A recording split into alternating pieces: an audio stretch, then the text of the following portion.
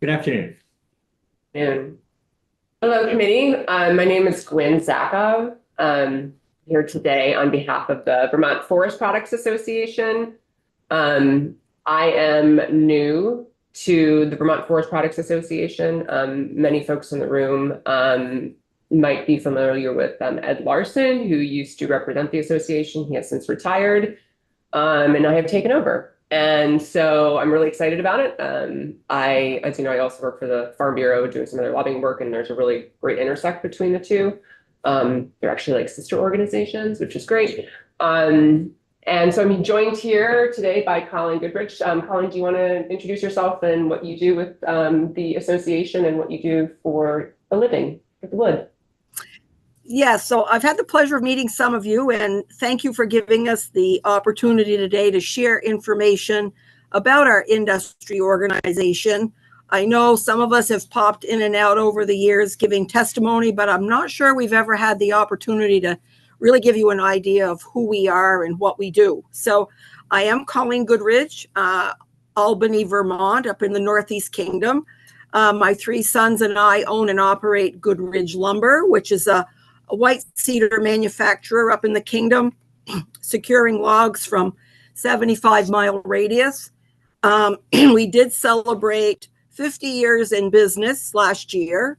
I know I don't look that old. I do feel a little old, but I'm really fortunate to be in an industry where I've had the opportunity to see all the working families in the industry, sometimes in the third generation now. So that's what I do for a living.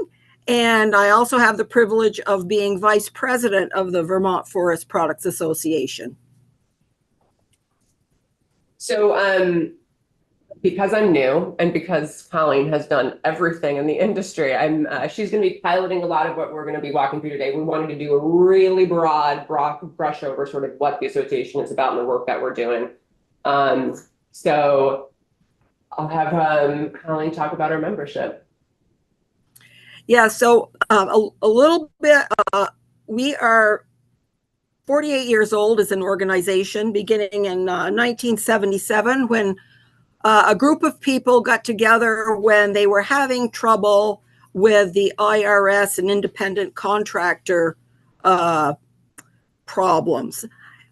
Since they knew that in a group they were more effective in getting change and asking questions, that morphed into gathering more industry folks. The VFPA has gone through some organizational changes, but we are an organization that represents all in the forest industry, from the landowner, logger, trucker, forester, biomass, you name it. And we really need to be a group that represents everyone, because we all play a very vital part in making things work. And if any one of us are not viable, it affects all the rest of us. So I think one of our strengths is that we do represent all sectors, and our membership consists of all members as well. So that's something that I think is unique to our organization. Our membership, like I say, has all different loggers, foresters, truckers, landowners, equipment dealers. Also very happy to see the word students down there. We have offered student memberships to the young people in our tech centers who might want to consider a career in the forest industry. Very important to let these young people know what careers are available, which are varied in the industry.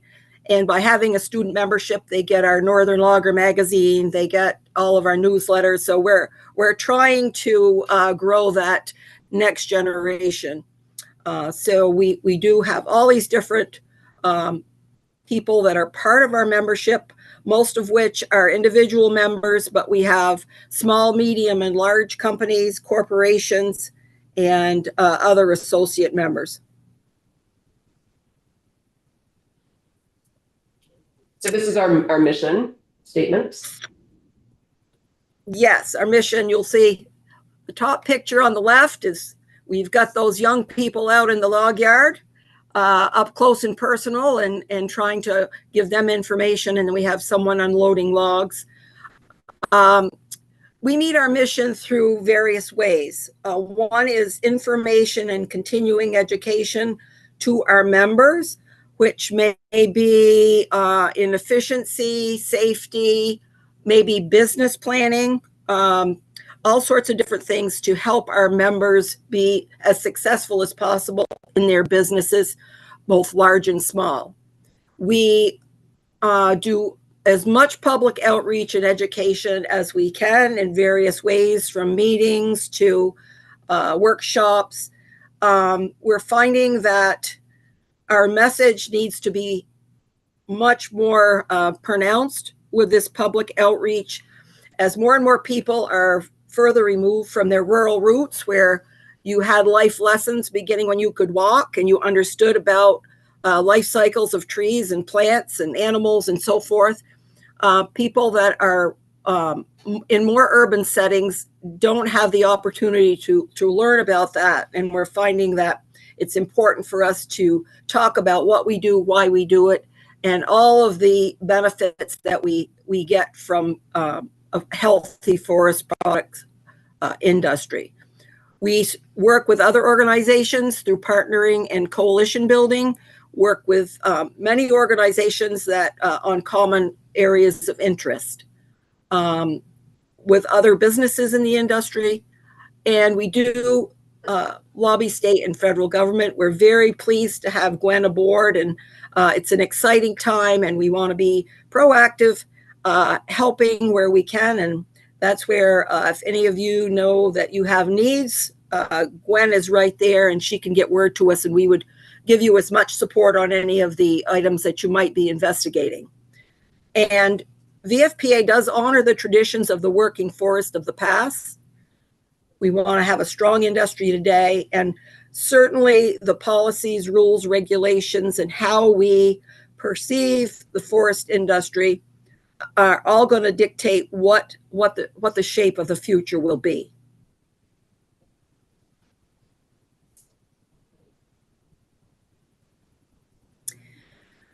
Okay, we are governed by a board of directors and officers. We have 14 directors. We will have 15 at next week's annual meeting. We'll have 15 directors, grassroots directors, all having a part in what the real life situations are in the industry. We have all of the different sectors represented on the board. We have also geographically north to south, we have those spread out throughout the state. So we're all of the sectors are represented, which we need to have the best cross section we can to hear from all the different perspectives. Again, and our mission is to have a strong and vibrant forest products economy.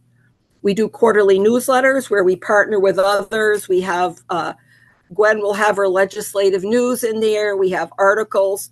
We work with Forest and Parks, Dave Wilcox from the Watershed Forester, Farm and Forest Viability, LEAP. It's a good place for all these entities to give information to our members. And also we have a guest list that we send out. If any of you want to be on our newsletter list, let Gwen know, and we'll make sure that you get the quarterly newsletters. We do lobbying and legislative reports. Gwen does a wonderful job giving us a weekly synopsis of what happens at the State House. We will be seeing you April 17th. You may remember us in the lobby. I know a lot of you liked the maple candy and the truffles, which we lured you into the booth, and then we could talk to you about what we do. So we will be there April 17th this year. We do have a northern and southern regional roundup for industry folks and invited guests. Many legislators attend these roundups, and that was in an effort to, people can't always get to meetings. with their work schedule. And so we decided to bring the meetings to them. And we've had very successful meetings in the North and the South that will give industry information, good gathering, free breakfast. And if any of you have been up to the Northern Roundup, you know that Dina at the East Side Restaurant, this is a breakfast you don't want to miss. So we're doing outreach there. We work with the tech centers and schools. Each director is assigned to the tech center closest to them to establish relationships. And we're excited to tell you that we have partnered with Forest and Parks as part of a grant through the Northern Borders Regional Commission. Our part will be an outreach coordinator part-time to work on industry relationships and school needs, school resources. So we'll be working really with preschool right up through, and we're hoping to give more information to these young people to understand what we do and explore career opportunities.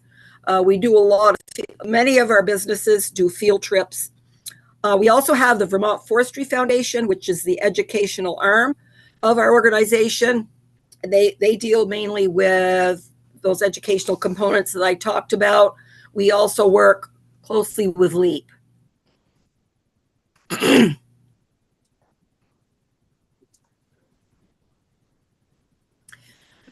We participate with many different organizations. Northeastern Loggers Association we work with. Many of our directors have served on the board of directors, and I don't know if Jed's in there today, but Jed is on the board currently with Ed Larson. Bill Sear was the secretary of the organization for many years. I also served as director and also past president. So we have a good relationship with them, and it's always good to network with others in the Northeast. So we know what's going on in Vermont, what's happening in the Northeast, what are our common challenges, and how are we going to work together to make those challenges less. We have the Wood Industry Summit every year that Vermont Sustainable Jobs Fund puts on, very informative. We partner with LEAP program, and also we're happy to say that the LEAP program is now in every tech center so that they can get the LEAP training right at the high schools. Sustainable Forestry Initiative, we're involved in that. And many of our members serve on different boards, legislative committees.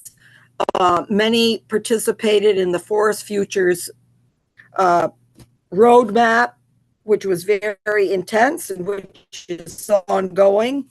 But we have an active board, all volunteer, most all are working, and people know the importance of serving and learning together and building relationships, all important. Colleen, a question, and then just wanted to say, Jed, Representative Lipsky is on the committee, as you know, but he's not in the room at the moment. He had another meeting I think he had to go to, but he did say to say hello. Yeah. Okay. I know he's Okay. I know he enjoys his service, I know, on the board. Do we currently in all of our tech centers across the state have a forestry program, an operating forestry program that you're aware of? Forestry Natural Resources, most of them do.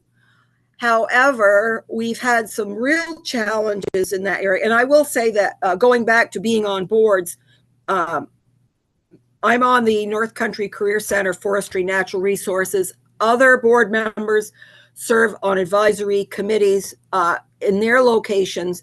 Our problem that's arising is enrollment in these programs.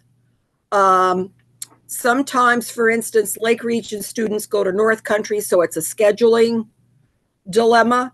But also, I don't think we're doing a good enough job reaching out to students to know that these programs are available. And as you know, with tight economic times, low enrollment can mean that that program is in jeopardy. And that was the case in Hardwick. Last year, they were debating whether to close the program or not. It's still operating at the moment, but we want to make sure that these tech centers are offering those programs. Sometimes it's a number challenge, but I do think that if we can educate the guidance councils a little better about what programs are available and get the word out to students, maybe student fairs and so forth, we need to promote that. Thank you.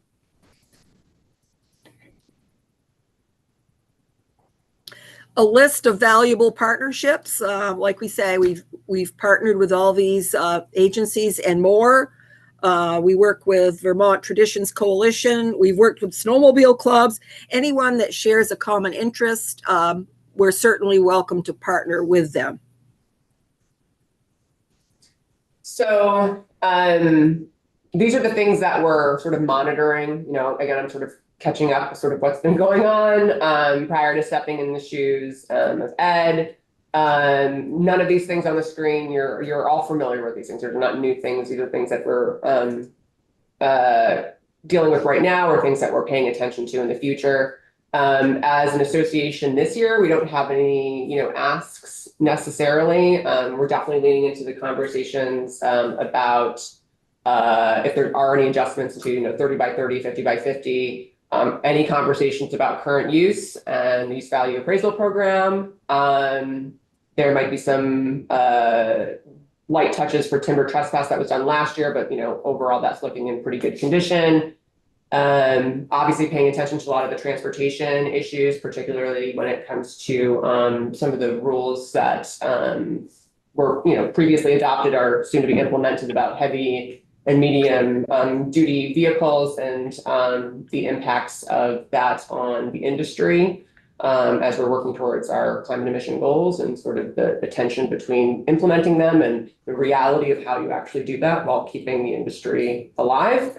And so the discussions around Act 250, I know that report we're still waiting for the wood product study, tier 3, all those kind of discussions we're leaning into. And I know a recent one has been, in the State House, well, it's not recent, it's been going on for quite some time about housing, but how the local wood industry plays into access to local lumber for housing and what, if there are tariffs that go into play, so what that looks like and how we can help keep our sawmills alive and functioning and healthy and, for sure, at a minimum, do no harm, but maybe promote their ability to respond to the situations at hand at a more local level. President Nelson. Thank you, Chairman. Question for you, Gwen and Colleen. Colleen, Tuesday morning, early, there was a nice load of cedar pulling up your driveway. How far did that come to get there? The beautiful logs, looked like lovely logs. Well, we're glad that Mother Nature kind of listened to our prayer that we needed cold weather after 2 years. But yes, we've had a better log flow in January because of the cold temperatures. And I think most sawmills have. Our logs come within a 75-mile radius of the mill, so we're very local. So to that, with the transportation issues and EV truck standard coming, are you going to put a charging station in at your mill so they can charge in the wintertime when it's 5 below zero like it was Tuesday morning so they can leave and go back to wherever? And will they put charging stations out in the woods for them to amp back up? And do they even have them configured yet so they can pull pull wood and run a log loader and what have you and whatnot? Well, I think that, when some rules, regulations, policies are made, the consequences of those rules, regulations, and whatever are sometimes not all thought through. And I know that we're not going to put a charging station in, and I think probably nobody else is going to. And in the cold weather at 20 below, I don't know how things are going to work. So, when we make policy, we need to look ahead to see what effects are going to happen down the road. So maybe well-intentioned, but any of these rules or regulations really need to be well thought out, and the practitioners that are directly affected need to be in on the conversation. And perhaps some of us may not have to be in the sawmill. Maybe we need to be sharing information about what works or what doesn't work in our daily lives.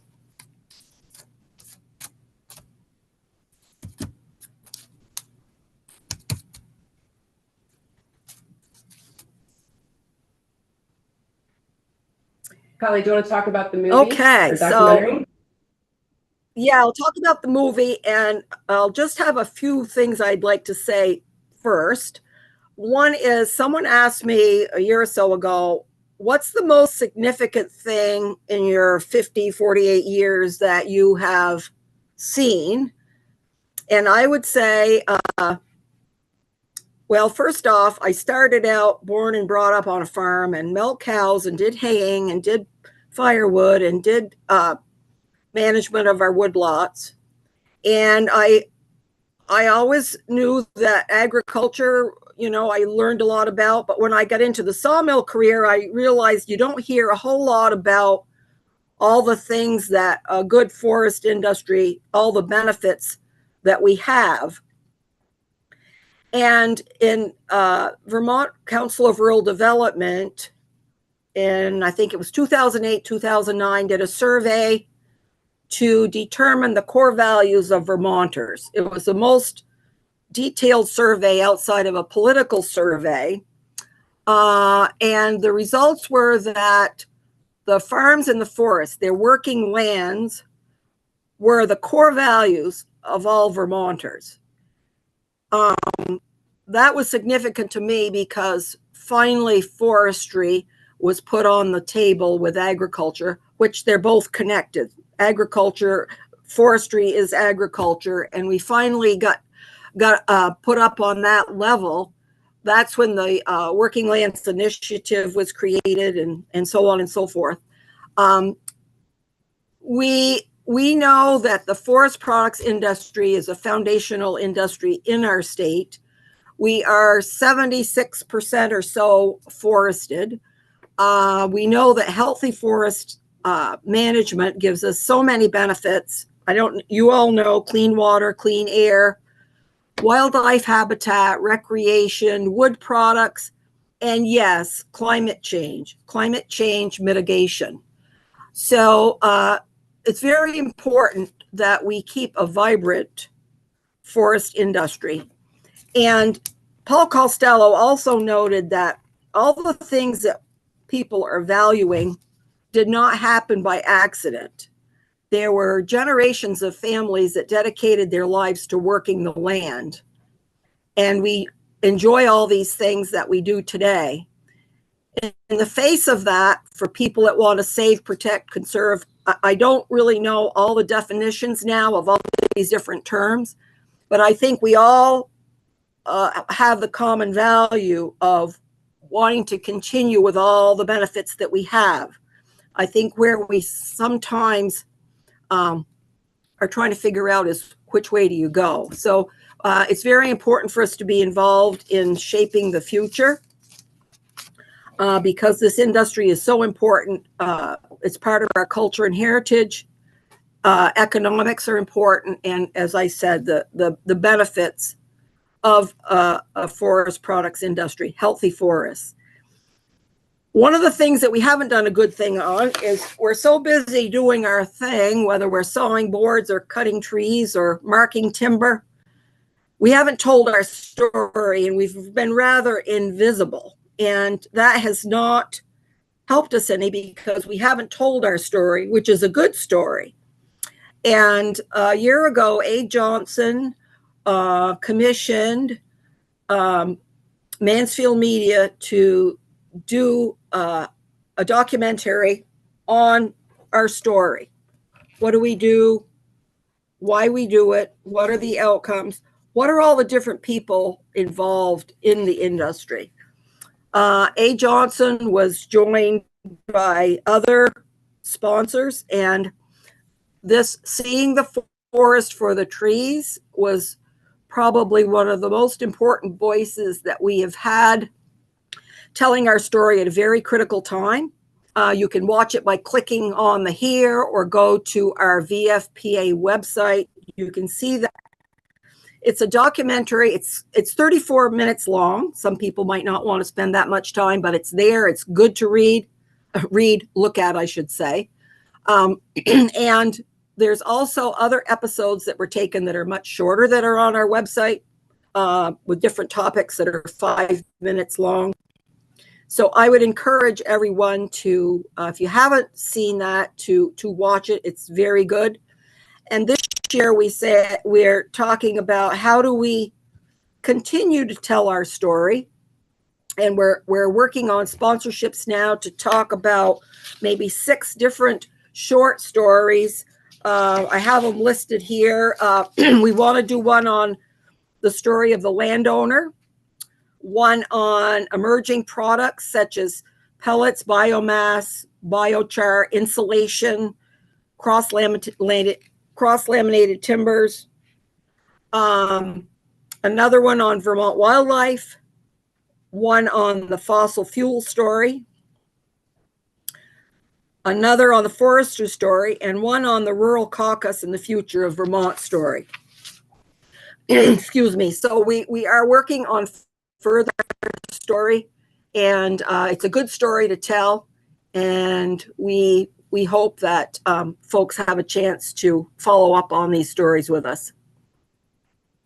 Yeah, it's a really, really, really good documentary, and Mount Mansfield Media did a really excellent job of the storytelling part of it. So, and you'll see some familiar faces in the video just from, the few old, maybe current, no, I think former legislators that sort of pop up along the way, and obviously some folks from the department. But it's excellent. So it's worth the 34 minutes, I promise. But I think that's Thank you. it. Yeah. Any questions, committee members? Representative O'Brien? One for Colleen and Gwen.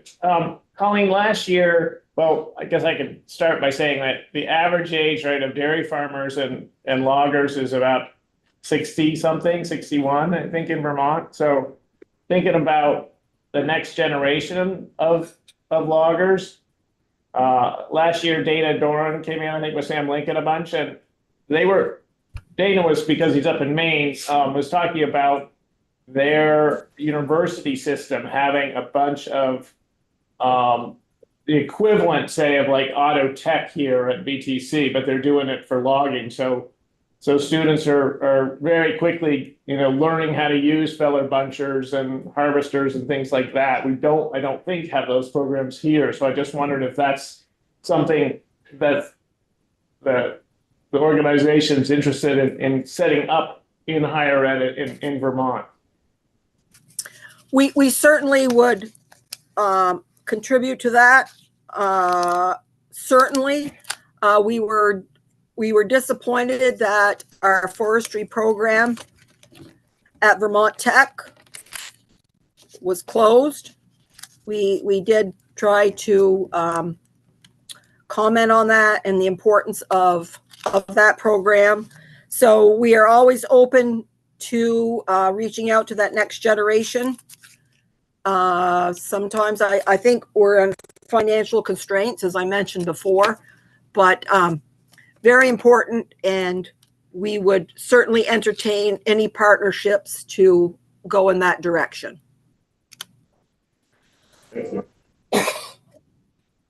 Colleen, I just wondered if you would just have a couple minutes, just your business in particular, who your customers are. Okay, we sell product both wholesale and retail. Our wholesalers mainly are scattered throughout New England. A lot of fence companies. We have a playground company. We have a raised garden bed company in Cape Cod. That's probably 50 or 60% of our business. The rest of it is retail, selling rough lumber and plain lumber, the V-groove, shiplap, decking, log homes. And those customers mainly are in Vermont. However, because they can't find the material, they will drive from Boston or wherever and make a trip to obtain the material. Are you in Glover? Excuse me. Are you in Glover? We are in Albany. Albany, okay. Their warehouse for lovely Albany. finished lumber is in Irisburg. Thank you. Yes, we started out 50 years ago because we wanted a log cabin, and you see where that hobby got us 50 years from that point. So we're on 8 acres off Route 14. And we had an opportunity to buy some acreage with a large warehouse in Irisburg. So we purchased that, and we as soon as we plane it here at the mill, we take it out and put it in storage. So we have got a couple locations, but one is a warehouse. And how many employees do you have?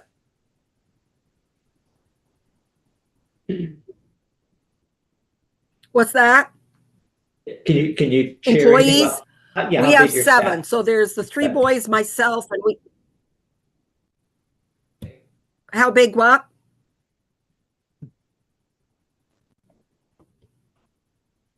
I think we're having some connectivity So issues. there's 7.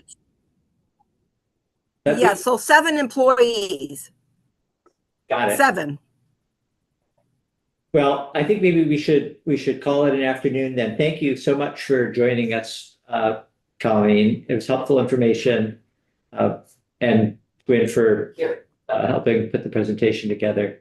And we'll. It's hard to get the sawmill folks and the foresters out of the woods, so I was hoping to get right now, someone yeah. here today, so I'm glad that Colleen was available and able to Yeah. chime in from her Yeah. mill. We'll keep our fingers crossed that the weather stays conducive to logging. Yeah. For a little while anyway. Yeah. Not forever. Thank you. All right. Thank you, Colleen. Bye. Thank you very much. Yep, bye.